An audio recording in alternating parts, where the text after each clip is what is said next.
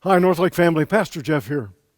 One of the books that I am reading this summer is entitled Second Wind, navigating the passage to a slower, deeper, and more connected life.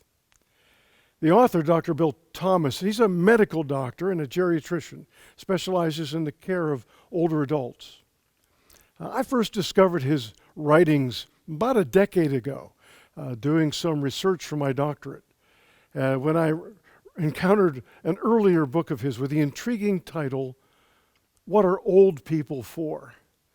He has a great sense of humor, and he has a lot of wisdom.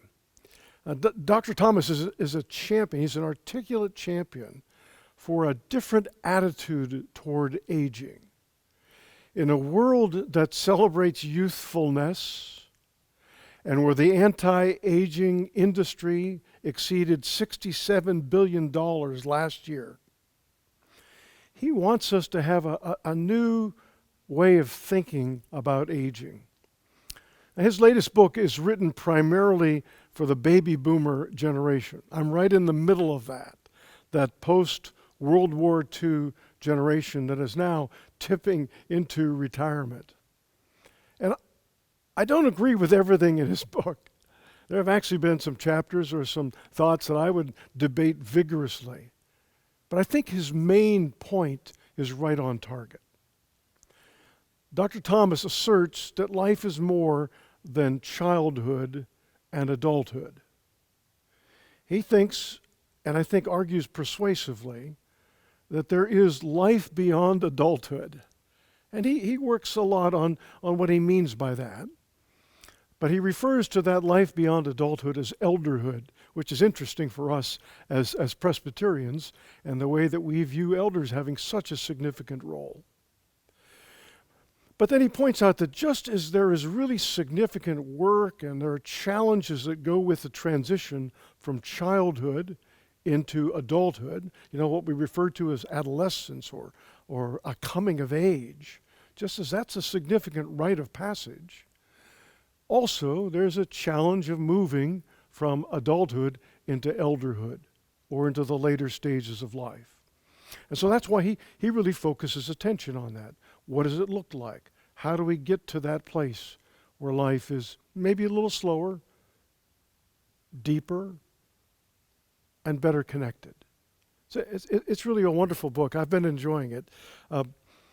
There's no denying that the longer we live, the more wear and tear there is on our bodies. I can attest to that. We experience physical decline. That's inevitable. We're realistic about that. But that's not the full story of aging. And Dr. Thomas is an advocate for us to value the advantages and the opportunities of our later years. There's no need for us, he would say, to hide our wrinkles or gray hair. No, this stage of life has its own vitality, its own integrity, its own purpose. Now I'll tell you, that's one of the key reasons why I feel so blessed to be pastor at Northlake. I get to witness firsthand so many of your beautiful examples and the ways that you have made elderhood something that's profoundly fruitful and even joyful. And we get to continue learning and growing in the Lord. I really value that. So at the conclusion of this video, I want to pose a question and invite your responses, preferably by mail. Email to the office would be great. I want to ask the question, what for you is the best thing about aging? What's the favorite or some of your best thoughts about growing older? What do you attach to that?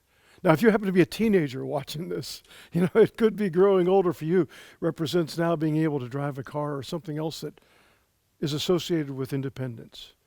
I'd love to hear from you as well. I'd like to hear what you think about the aging process you're going through.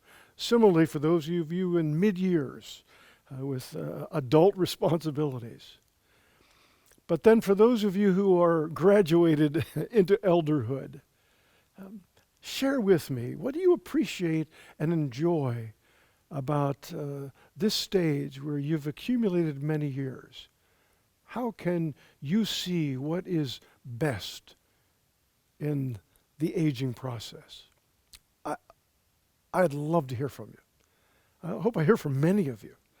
And I'll be praying over those responses, thinking about them, and even hopefully incorporating some of those into future messages, which I think will be a great fit for us here at North Lake.